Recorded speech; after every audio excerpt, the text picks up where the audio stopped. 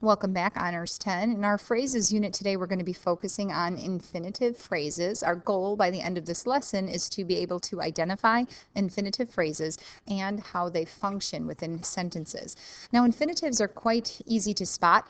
It's the word to followed by a verb. You can think about the infinitives in Spanish, the forms of the verbs that you learn: to eat, to drink, to sleep, to think. Those infinitive forms are the same thing in the English language. Now, an infinitive is a verbal, so it's formed from a verb. It begins with to, followed by a verb, but it functions in three ways: as a noun, an adjective, or an adverb. An infinitive phrase consists of the infinitive, that to plus the verb, along with its complements and modifiers. And a couple of tips that I can give you to help you figure out where an infinitive phrase ends. You can ask what or where after the infinitive to locate the rest of the phrase. Or you can also know that infinitive phrases are going to end in several ways. It can end at the next punctuation mark, whether it's a comma or a period.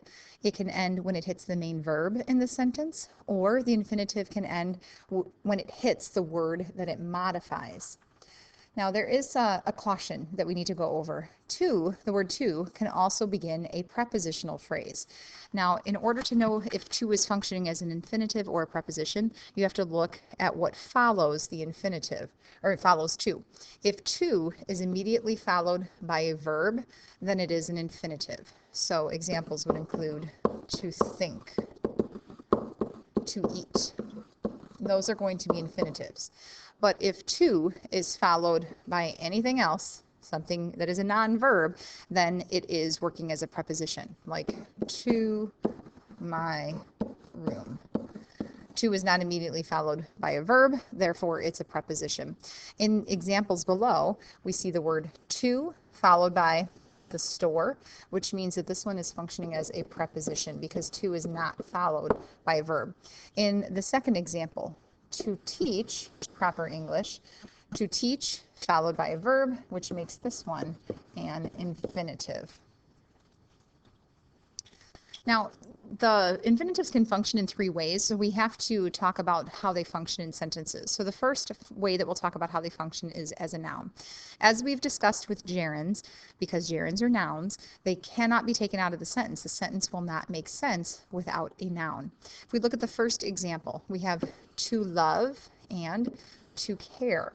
We have two infinitives in this sentence. If we were to remove the first one, to love, you would just be left with is to care, which is not a complete sentence, which means to love is a noun. Try the second infinitive if we took it out. To love is. Again, we cannot remove that infinitive because you would no longer have a sentence that makes sense, which means both of those infinitives are functioning as nouns. In the second sentence, we have to work. In this sentence, if we remove it, this one's a little bit tricky. If you say Cheryl wanted, some people might say, but that's a sentence. Actually, it's not, because you're not completing the thought. Cheryl wanted what? You would be missing that what, which means you cannot remove to work. That makes it an infinitive functioning as a noun. In the third sentence, to proofread is the infinitive, but we need to figure out where the rest of the infinitive phrase is. To proofread what? You're writing carefully. I'm going to continue underlining until I hit the verb in this sentence. Now, I can't take that infinitive phrase out. I cannot say is important because it would no longer be in sentence, which means it is functioning as a noun. Let's talk about when infinitives function as adjectives.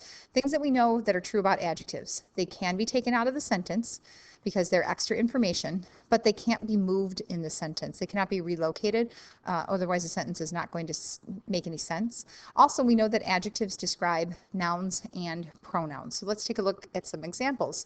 Our first infinitive is to visit, and I am going to end there because the next word that I hit is a verb. So to visit is our infinitive.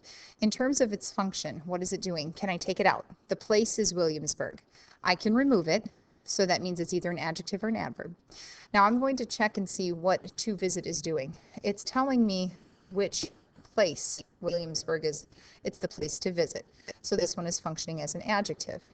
In the second sentence, our infinitive is to beat. Can I take it out? That was a record. Yes, I can remove it.